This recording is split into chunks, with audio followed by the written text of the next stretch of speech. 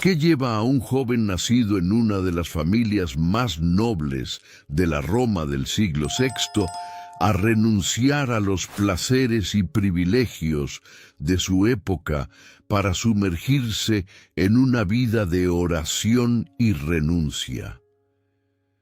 Esta es la pregunta que da inicio a la fascinante vida de Gregorio, quien más tarde sería llamado el Grande. Hijo de Gordiano, un hombre respetado en la sociedad romana, y Silvia, una mujer piadosa que más tarde sería venerada como santa, Gregorio creció en medio del lujo, pero también bajo el peso de una Roma que ya no era el glorioso imperio que antaño fue. La ciudad estuvo marcada por crisis políticas, hambrunas e invasiones bárbaras, un escenario que moldearía su perspectiva incluso en su juventud. Roma, en este período, no era la Roma de los Césares, sino una sombra de lo que fue, luchando por mantener su identidad entre las ruinas. El joven Gregorio vio de primera mano tanto los salones de la aristocracia como la pobreza que se extendía por las calles. Resulta intrigante imaginar cómo, desde temprana edad, esta dualidad marcó su formación.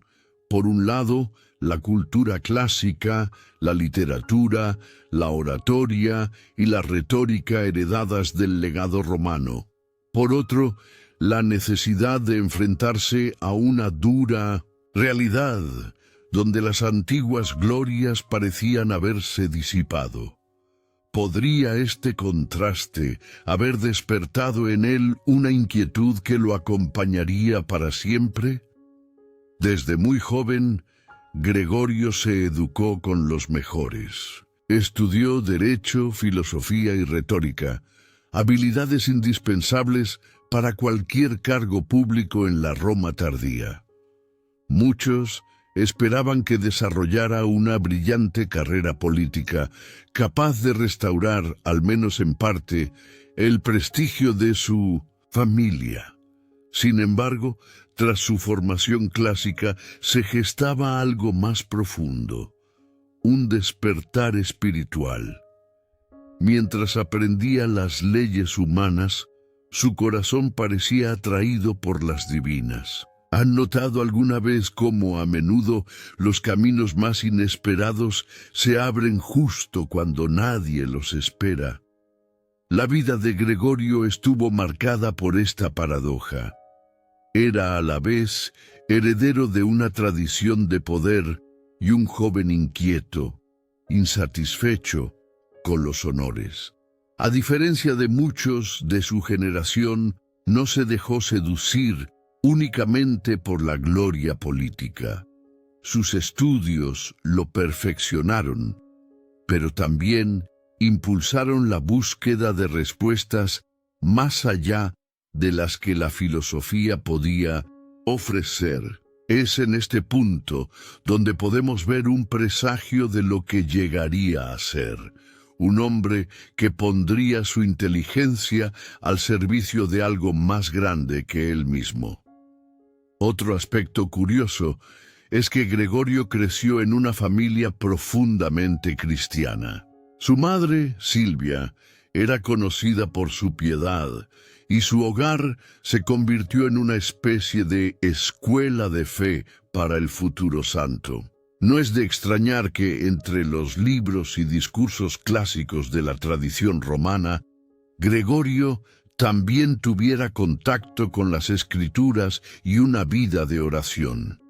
Imaginen el impacto de vivir a diario con esta espiritualidad en contraste con la inestabilidad política de la ciudad.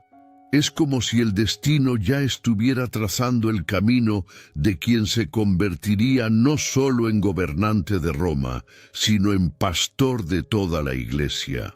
Al hablar de sus orígenes, no podemos olvidar la importancia de Roma para su identidad. No fue solo su lugar de nacimiento, sino un símbolo. La Roma del joven Gregorio era vulnerable, devastada por guerras y plagas, pero aún albergaba en su interior un legado cultural incomparable. Gregorio se convertiría en el heredero de este legado y al mismo tiempo en el hombre que lo reorientaría hacia algo nuevo, la construcción del cristianismo medieval. Observe cómo la historia siempre parece elegir a sus personajes en los momentos de mayor crisis. Curiosamente, la vida de Gregorio también muestra cómo el poder puede ser tanto una bendición como una carga. Tenía todo lo necesario para seguir los pasos de sus antepasados y brillar como estadista, pero su inquietud interior lo impulsó hacia otro horizonte. ¿Qué otra explicación podría tener alguien tan preparado para el gobierno humano para adoptar una vida monástica de silencio y oración? Este enigma forma parte del poder de su biografía. Gregorio no buscó la grandeza para sí mismo, pero terminó siendo recordado como uno de los papas más grandes de la historia. Así, sus orígenes y educación no son meros detalles biográficos, sino piezas fundamentales para comprender lo que llegaría a ser. Desde el lujo de los hogares patricios hasta las ruinas de una Roma decadente, desde el rigor de la retórica hasta la dulzura de la oración, Gregorio se formó como pocos. No surgió de la nada, sino que fue producto de un contexto que pareció desafiar cada paso de su generación. Y quizás eso es precisamente lo que lo hace tan fascinante. Un hombre nacido en el corazón de Roma, pero cuyo espíritu estaba centrado en algo mucho más grande que la ciudad misma. Imaginen la escena.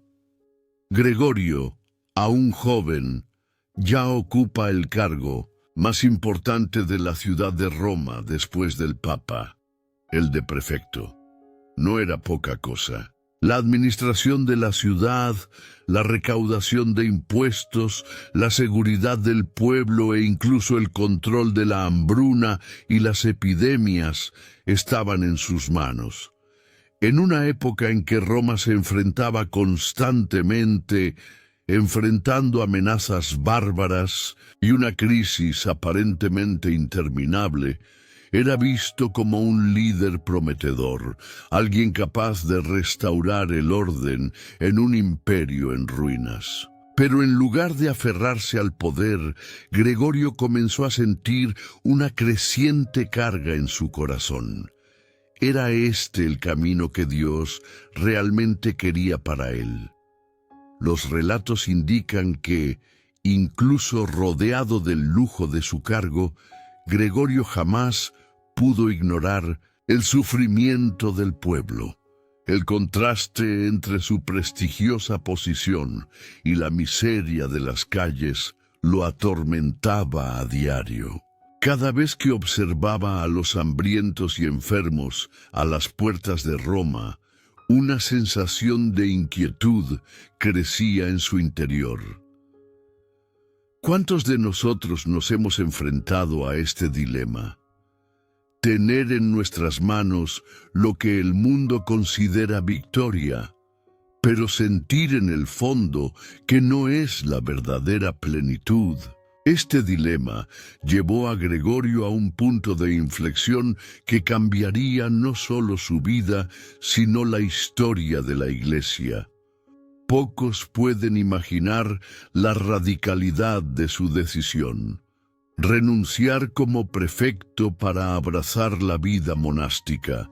Él, de quien se esperaba que fuera un gran estadista, se retiró a la sencillez de un monasterio. Transformó su hogar en Roma en un lugar de oración y silencio, fundando allí uno de los monasterios que se convertirían en un referente de la ciudad. Este cambio no fue una evasión de la responsabilidad, sino una profunda respuesta a una llamada interior que ya no podía ignorar. Al fin y al cabo, ¿cuántos pueden renunciar al poder cuando todos esperan que uno ascienda aún más?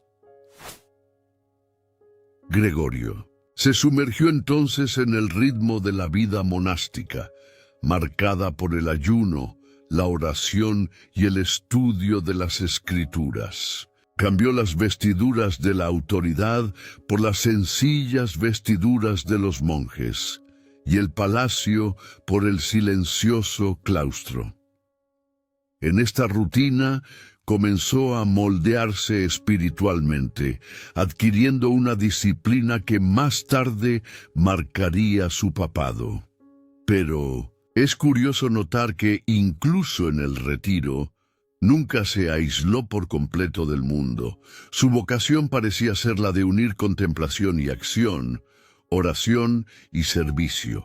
Es como si Dios estuviera preparando a un líder que no se dejaría corromper por el poder, porque ya había probado el sabor de la renuncia.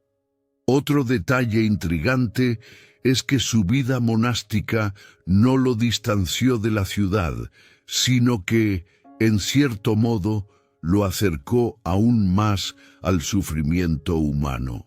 Su hogar, transformado en monasterio, fue también un punto de asistencia para los necesitados. Allí, Gregorio experimentó cómo era posible servir a Dios y al prójimo, sin necesidad de grandes títulos ni cargos. Este equilibrio entre espiritualidad y servicio práctico es uno de los rasgos más admirables de su biografía. Y aquí me pregunto, ¿con qué frecuencia la verdadera grandeza nace precisamente de la renuncia? Este período también fue de intensa maduración intelectual. Gregorio estudió las Escrituras con impresionante dedicación, pero tampoco abandonó sus conocimientos clásicos. Unió ambos mundos, la sabiduría de los antiguos y la verdad revelada en el Evangelio. Esta fusión lo preparó para escribir obras que siglos después aún se leerían como referencias. Es como si el silencio del monasterio hubiera afinado su mente para convertirse en uno de los grandes maestros de la Iglesia. Se dan cuenta de cómo cada renuncia puede, en última instancia, convertirse en una inversión en algo mayor. Sin embargo, la tranquilidad del monasterio no duraría para siempre. El talento y la dedicación de Gregorio llamaron la atención de papas y líderes de la Iglesia.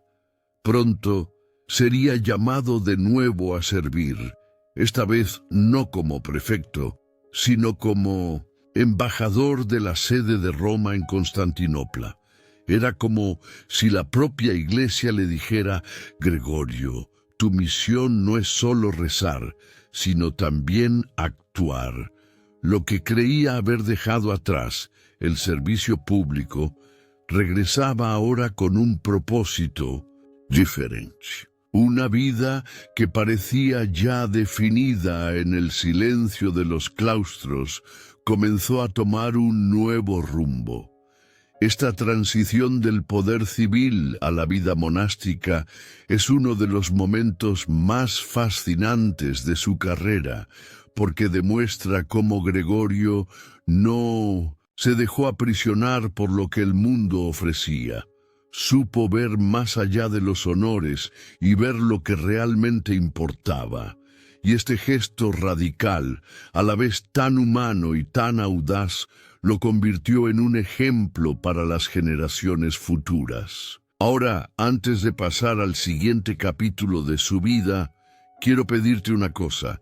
Deja un comentario abajo con lo que habrías hecho si hubieras estado en el lugar de Gregorio. ¿Habría renunciado al poder por una vida de silencio? Tras años dedicado a la vida monástica, Gregorio fue llamado a emerger del silencio una vez más para afrontar uno de los mayores retos de su tiempo: representar a la Iglesia de Roma en Constantinopla. La capital del Imperio Bizantino era el centro del poder político y religioso en Oriente, y Gregorio fue enviado como apocrisiario, es decir, embajador papal. Imaginen el cambio: de un claustro silencioso a palacios repletos de intrigas y debates teológicos. Allí entró en contacto directo con las tensiones entre Roma y Constantinopla, experiencias que moldearían profundamente su perspectiva pastoral. En Constantinopla, Gregorio afrontó asuntos delicados. Por un lado, tuvo que defender los intereses de la Iglesia de Roma ante poderosos emperadores y patriarcas. Por otro, no podía perder la humildad que había cultivado como monje. Es fascinante observar cómo, incluso en un entorno marcado por las disputas políticas, mantuvo su estilo de vida sencillo, rodeándose de monjes y dedicando horas a la oración. ¿Cuántos líderes podrían compaginar las negociaciones diplomáticas con la disciplina espiritual de un claustro improvisado? Esta tensión lo preparó para algo aún mayor. Uno de los aspectos más impactantes de su misión en Oriente fue su exposición a las discusiones teológicas de la época. Constantinopla bullía en debates, especialmente sobre cuestiones cristológicas y eclesiásticas. Gregorio no destacó como un polemista agresivo, sino como alguien que buscaba conciliar, escuchar y proponer caminos prácticos. Su capacidad de diálogo, sin perder su firmeza doctrinal, lo convirtió en una figura respetada, tanto entre los monjes orientales como entre los políticos bizantinos. Era como si ya fuera, sin saberlo, el pastor universal, en el que más tarde se convertiría. Sin embargo, Gregorio nunca se sintió plenamente a gusto en Constantinopla. Su corazón permaneció con Roma, con los pobres y con quienes padecían hambre y enfermedades. Él mismo escribió que, por grandiosa que fuera la ciudad bizantina, no le trajo paz. Este anhelo por Roma y la vida monástica reforzó en él la idea de que su vocación era servir no a un imperio, sino a una iglesia que se estaba convirtiendo cada vez más en el verdadero refugio de la civilización occidental. ¿Se dan cuenta de cómo, a menudo, es en el exilio donde uno descubre su verdadero hogar? Al regresar a Roma, Gregorio trajo consigo no solo experiencia diplomática, sino también una convicción aún más profunda sobre el papel del Papa y la Iglesia en el mundo. Roma estaba devastada por las invasiones lombardas. La hambruna asolaba a la población y la ciudad parecía indefensa. En este panorama caótico, a la muerte del Papa Pelagio II, las miradas del clero y del pueblo se volvieron hacia este hombre que ya había demostrado sabiduría, firmeza y compasión. Gregorio era el candidato natural a sucesor, pero su reacción sorprende aún hoy. No deseaba ser papa. Al contrario, se resistió intensamente a la idea.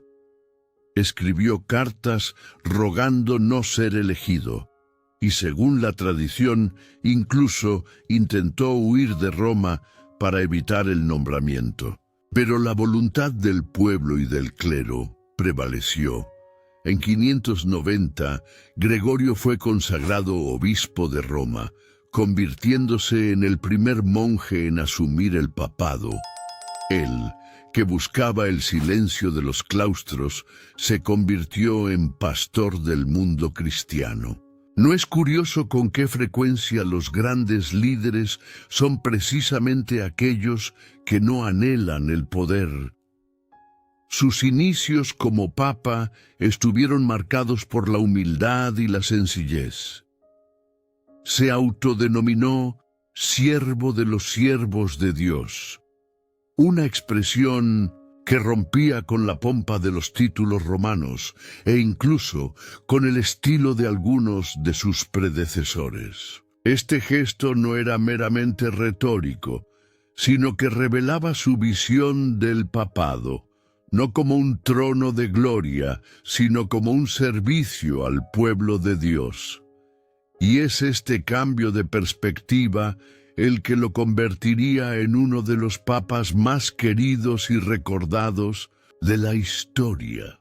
La transición de embajador en Constantinopla a papa en Roma muestra cómo Gregorio fue moldeado por las circunstancias. No planeó ser un líder, sino que se vio impulsado por una serie de acontecimientos que siempre parecían apuntar en la misma dirección: servir. Su vida es un testimonio de que, a menudo, no elegimos nuestras grandes misiones, sino que somos elegidos por ellas. Y aquí les dejo una pregunta para que reflexionen y compartan. ¿Cuántas veces la vida los ha llevado por caminos que jamás imaginaron, pero que resultaron decisivos para su vida? Cuando Gregorio asumió el papado en 590, Roma estaba sumida en el caos. La ciudad se enfrentó a una sucesión de tragedias, hambrunas, epidemias y el temor constante a las invasiones lombardas. El pueblo, ya cansado de gobernantes indiferentes, vio en el nuevo papa no solo un líder espiritual, sino un verdadero padre, y Gregorio asumió este papel con valentía. A diferencia de muchos que buscaban el poder para sí mismos, se puso al servicio, administrando Roma como si fuera una gran parroquia. ¿Quién hubiera imaginado que un monje solitario se convertiría en el incansable administrador de toda una ciudad? Uno de los momentos más memorables fue su respuesta a una terrible plaga que asoló Roma al principio de su pontificado. Organizó procesiones penitenciales e imploró a Dios la liberación de la ciudad. Cuenta la tradición que durante una de estas procesiones tuvo lugar una visión extraordinaria. El arcángel Miguel se apareció en lo alto del castillo de Sant'Angelo, envainando su espada como señal del fin de la plaga. Esta escena simbólica quedó grabada en la memoria colectiva y aún hoy marca la devoción popular. ¿Cuántos líderes pueden unir la fe y la acción con tanta fuerza? Pero Gregorio no se limitó a la oración. Se puso manos a la obra y organizó la distribución de alimentos para los pobres, utilizando los recursos de la Iglesia como un verdadero sistema de bienestar social. Instituyó que los bienes de la sede apostólica se destinaran principalmente a ayudar a los necesitados. Al mismo tiempo, atendió a huérfanos, viudas y peregrinos. Su palacio se convirtió en un lugar de acogida y su figura en un símbolo de cercanía. Ven cómo, en la práctica, redefinió lo que significaba ser papa. Su contacto con el pueblo era directo. Gregorio no se escondía tras guardias ni murallas. Recorría las calles, hablaba con los afligidos y se esforzaba por estar cerca de quienes más sufrían.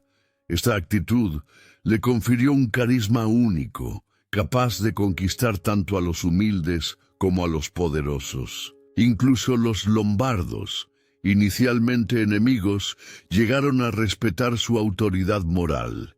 ¿Cómo se explica tal influencia en una época tan inestable?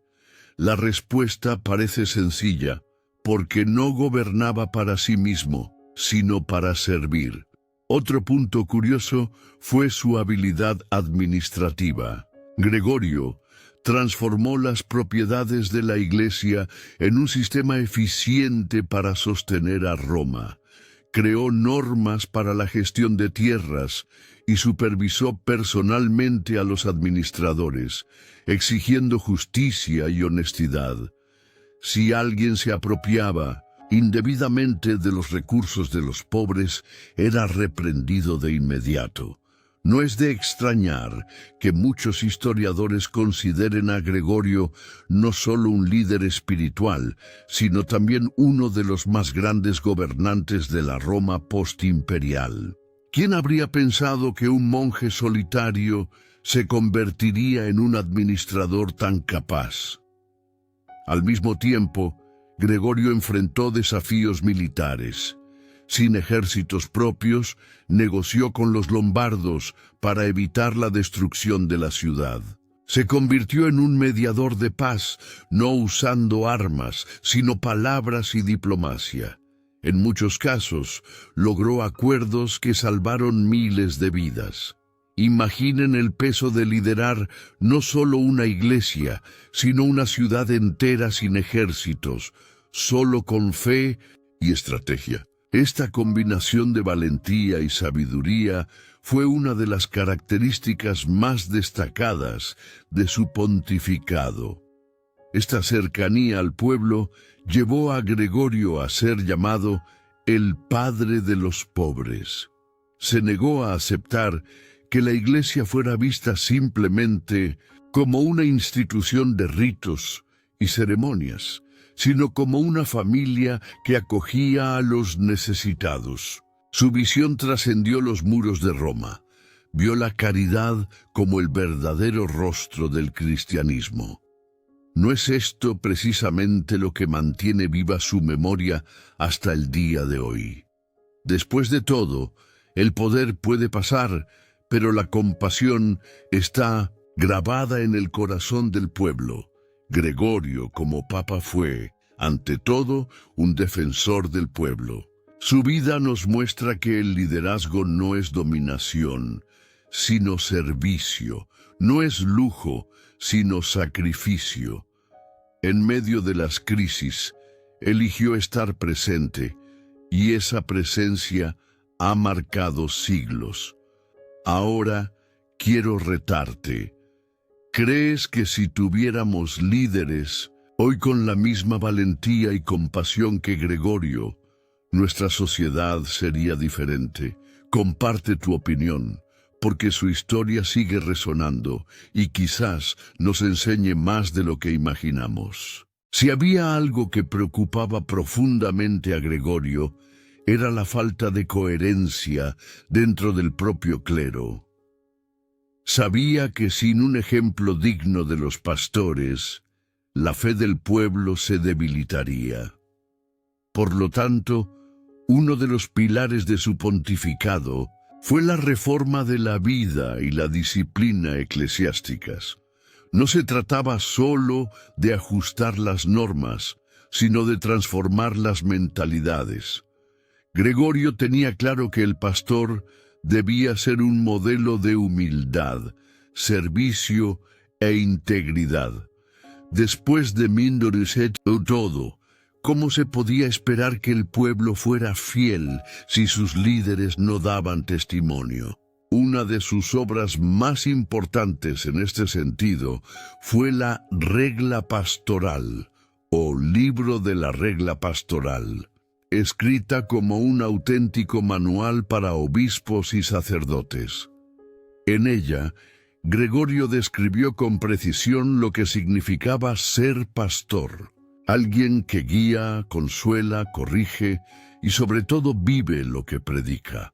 Este libro se convertiría en lectura obligada durante siglos, moldeando la visión del liderazgo en la Iglesia medieval. ¿Cuántos líderes en un momento dado no necesitarían reconsiderar estas palabras? Curiosamente, aunque escritas en el siglo VI, su contenido sigue siendo increíblemente relevante. Pero Gregorio no se conformaba con teorizar. Imponía disciplina. Supervisaba de cerca la conducta de los obispos, reprendiendo a quienes se dejaban llevar por la avaricia o la negligencia. Existen registros de cartas firmes exigiendo correcciones inmediatas a los abusos. Al mismo tiempo, demostraba compasión, recordándoles que la función del pastor no era dominar, sino servir. Este equilibrio entre rigor y misericordia fortaleció su reforma. ¿Cuántos pueden combinar firmeza y ternura sin caer en la dureza o la permisividad extremas? Otro punto crucial fue su preocupación por la formación del clero. Gregorio comprendía que los sacerdotes mal preparados no podían guiar al pueblo a la madurez en la fe. Fomentaba el estudio, la lectura constante de las Escrituras y la dedicación a la oración. Él mismo dio ejemplo, escribiendo profundas homilías llenas de enseñanzas prácticas. Su voz se convirtió en guía no solo para los fieles, sino también para los propios sacerdotes. ¿No es asombroso pensar que sus homilías aún se leen y citan como referencias hoy en día? La Reforma también afectó a los monasterios. Como exmonje, Gregorio conocía los riesgos de una vida monástica relajada o desorganizada. Fomentó la disciplina y la fidelidad a la regla, recordándoles que los monjes debían ser verdaderos intercesores y modelos de renuncia. Al mismo tiempo, no transformó la vida religiosa en una rigidez sin sentido. Su visión era equilibrada, buscando siempre el centro, donde la austeridad se unía a la caridad.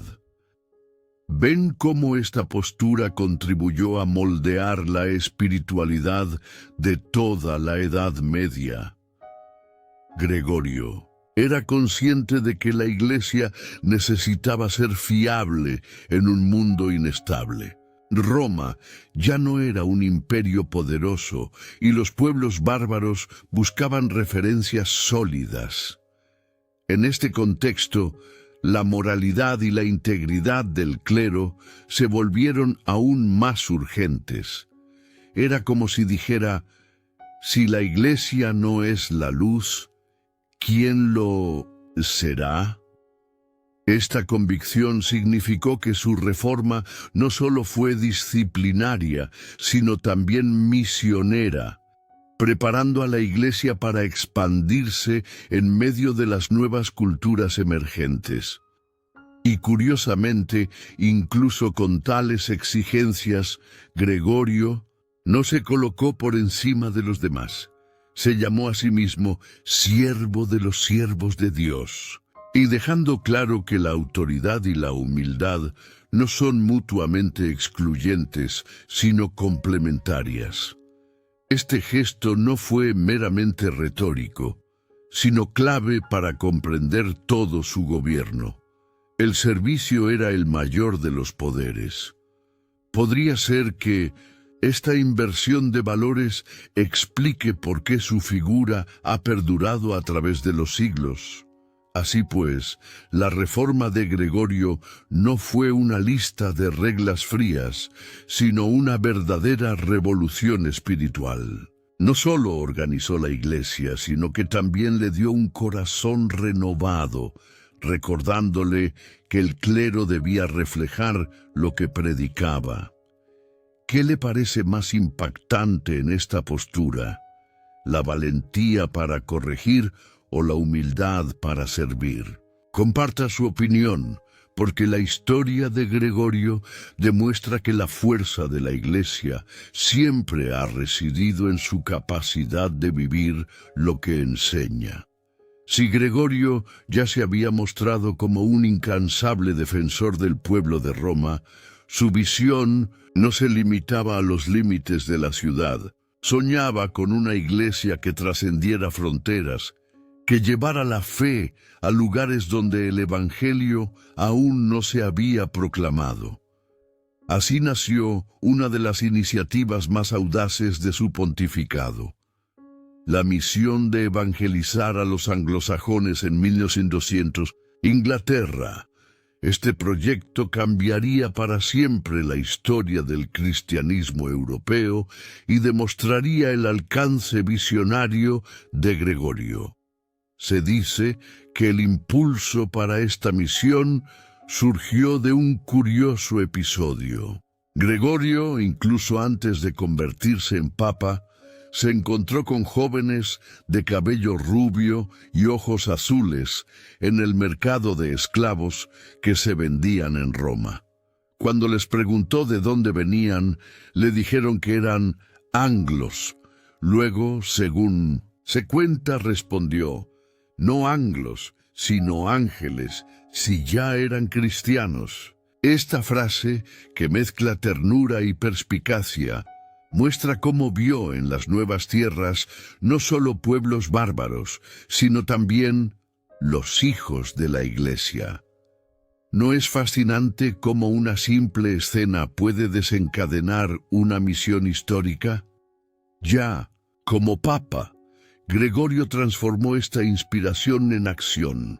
Envió a un grupo de monjes, liderados por Agustín de Canterbury, a cruzar el continente y llevar la fe cristiana a los pueblos anglosajones. El viaje no fue fácil.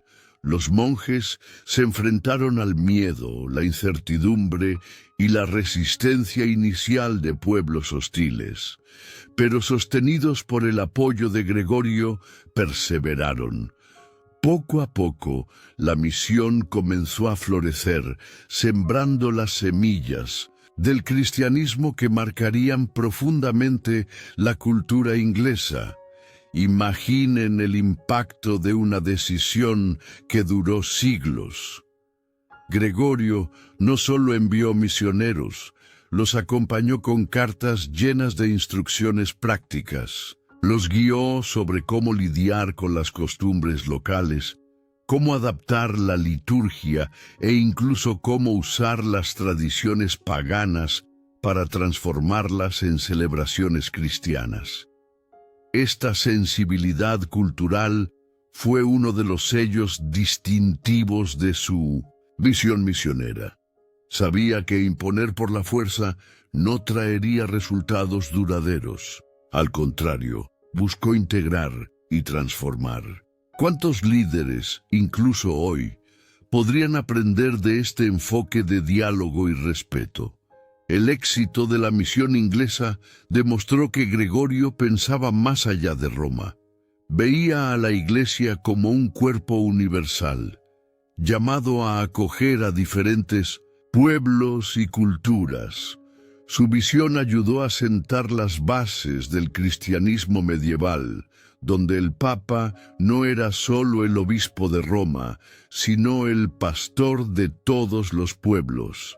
Esta conciencia misionera amplió los horizontes de la Iglesia y la preparó para ser un referente a lo largo de la Edad Media. Se dan cuenta de cómo cada una de las acciones de Gregorio trascendió su tiempo y no se limitó a Inglaterra.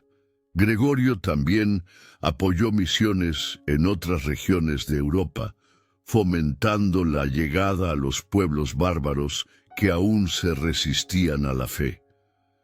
En sus cartas mostró preocupación no solo por la conversión, sino por una catequesis sólida, para que la fe no fuera solo un rito, sino una transformación de la vida. Sabía que sin raíces profundas, el cristianismo podía perderse en medio de las presiones culturales. Este celo hizo que su labor misionera fuera consistente y duradera. Al apoyar estas misiones, Gregorio demostró que el cristianismo no era simplemente un legado del Imperio Romano, sino un mensaje dirigido a todos los pueblos. Su perspectiva rompió con la nostalgia de una Roma caída y proyectó la fe hacia el futuro, más allá de las ruinas. Era como si dijera, puede que el imperio haya caído, pero la iglesia está viva y creciendo.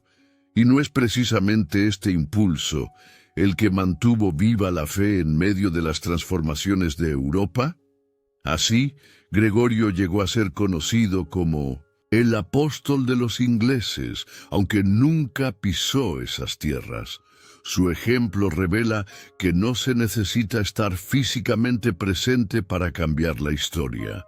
Basta con tener la valentía de enviar, apoyar y creer. Ahora, quiero escuchar de ustedes. ¿Han considerado alguna vez cómo una decisión aparentemente pequeña, como observar a un grupo de esclavos en un mercado, puede cambiar el rumbo de naciones enteras? Tal es el poder de la visión visionaria de Gregorio. Si el liderazgo pastoral de Gregorio por sí solo bastó para forjar su nombre en la historia, su obra literaria y cultural lo elevó a un nivel aún más alto. Gregorio no fue solo un administrador o un reformador, sino también un escritor profundo, capaz de traducir la fe en palabras claras y vívidas. Sus escritos no estaban dirigidos a eruditos distantes, sino a pastores y fieles que buscaban comprender y vivir mejor el Evangelio. Es como si cada página fuera un puente entre el cielo y la vida cotidiana. Entre sus obras más conocidas se encuentra el Libro de la Regla Pastoral, un verdadero manual para obispos y sacerdotes sobre cómo gobernar y cuidar las almas. En Minnu Gregorio muestra una impresionante sensibilidad hacia las necesidades espirituales de cada persona, recomendando a los pastores adaptar su predicación a la condición de sus oyentes. Fue una guía práctica y espiritual que abarcó siglos, sirviendo de referencia para generaciones de líderes de la Iglesia. Consideremos la relevancia de este consejo. No hablar a todos de la misma manera, sino saber acoger cada corazón. Otra obra fundamental son los diálogos, una colección de relatos sobre santos y milagros que buscaban inspirar al pueblo a perseverar en la fe. Estas narraciones fusionaban una profunda espiritualidad con el encanto popular, mostrando que el cristianismo no era una idea abstracta, sino una vida concreta marcada por la presencia de Dios.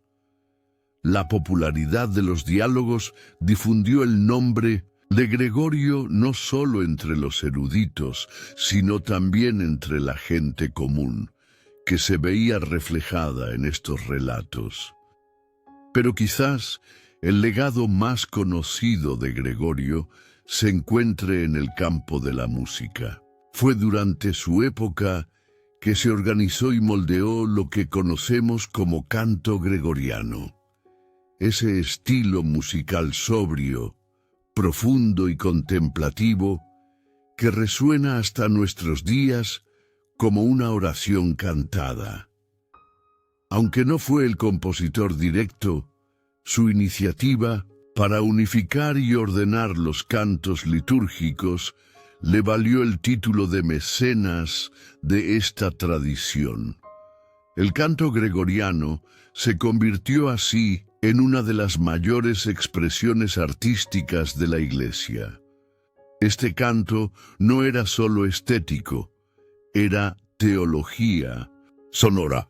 Gregorio sabía que la música tenía el poder de elevar el alma, de acercar el corazón a Dios de una manera que las palabras por sí solas no podían.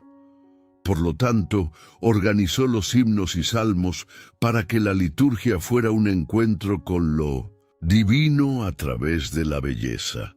Cualquiera que haya escuchado a un coro entonando canto gregoriano, lo entiende. Hay algo que toca lo más profundo del alma, como si el tiempo se hubiera detenido y solo la eternidad hablara. ¿No es impresionante cómo una decisión administrativa se convirtió en arte eterno? Además de la música, Gregorio también prestó atención a la liturgia en general, organizando oraciones y prácticas que permanecen en la tradición de la Iglesia hasta nuestros días. Su celo por el orden y la profundidad espiritual dio a la celebración de la misa y los servicios una uniformidad que ayudó a los fieles a sentirse parte de una sola familia de fe. Comprendió que la liturgia no es un detalle, sino la gran escuela del alma, donde se aprende el lenguaje del cielo. Esta colección de escritos, música y reformas culturales convirtió a Gregorio en un verdadero arquitecto de la espiritualidad medieval. Su obra contribuyó a moldear no solo la fe de la gente, sino también el imaginario cultural de Europa.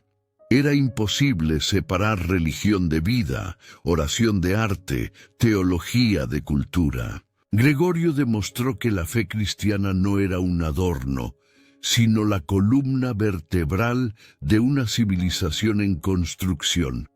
Por ello, hasta el día de hoy, su nombre resuena no solo en bibliotecas, sino también en iglesias y monasterios, donde aún se escucha el canto gregoriano. Su patrimonio cultural no es un museo del pasado, sino una llama que sigue ardiendo. Al recordar a Gregorio, vemos no solo a un hombre del siglo VI, sino a un maestro que nos enseña hasta el día de hoy la importancia de unir fe, arte y sabiduría.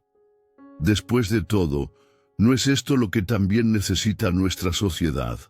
Belleza, que conduce a lo divino, palabras que inspiran y música que transforma.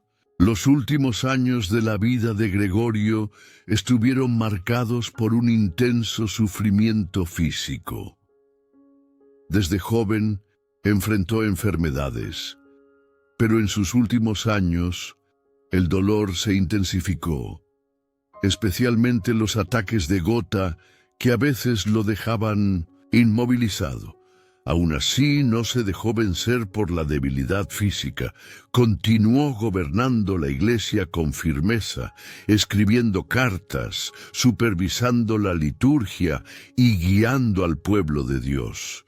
Es impresionante imaginar a un hombre consumido por el dolor, pero sostenido por la gracia, trabajando hasta su último aliento. El 12 de marzo de 604, Gregorio Magno entregó su alma al Creador. Su muerte fue recibida con profunda tristeza en Roma, pero también con un sentimiento de gratitud. Fue como si el pueblo supiera que este pastor había cumplido plenamente su misión. El funeral estuvo marcado por una gran devoción, y rápidamente comenzaron a circular historias de su santidad. Gregorio ya no era solo el obispo de Roma, sino un santo reconocido por todos. Su cuerpo fue enterrado en la Basílica de San Pedro, el corazón espiritual del cristianismo.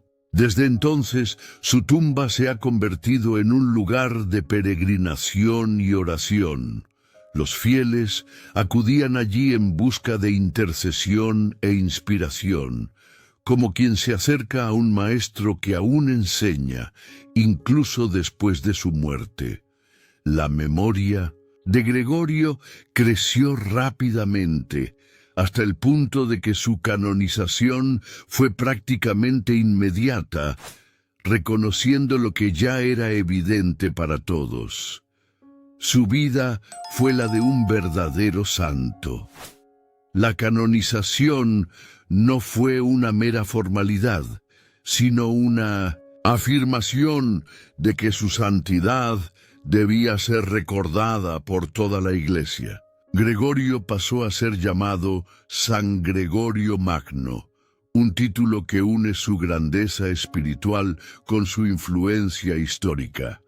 Su fiesta litúrgica, celebrada el 3 de septiembre, sigue siendo una ocasión para recordar su vida, sus palabras y su música. Cada año, la Iglesia revive su legado como si bebiera de una fuente inagotable. Pero su legado no se limitó a la liturgia. San Gregorio fue declarado doctor de la Iglesia, un título reservado únicamente a los maestros cuyas enseñanzas siguen siendo fundamentales para la fe cristiana.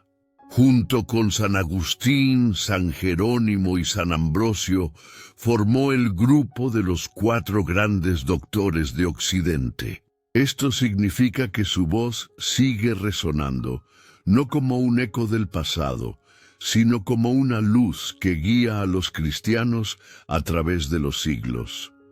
El título de Magnus, el Grande, fue otorgado por la propia historia.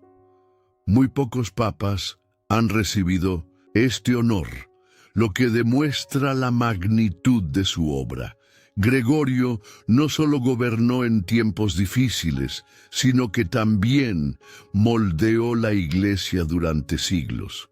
Todos los papas posteriores construyeron, de alguna manera, sobre los cimientos que él dejó. Es como si su pontificado se convirtiera en el punto de partida de la Edad Media cristiana.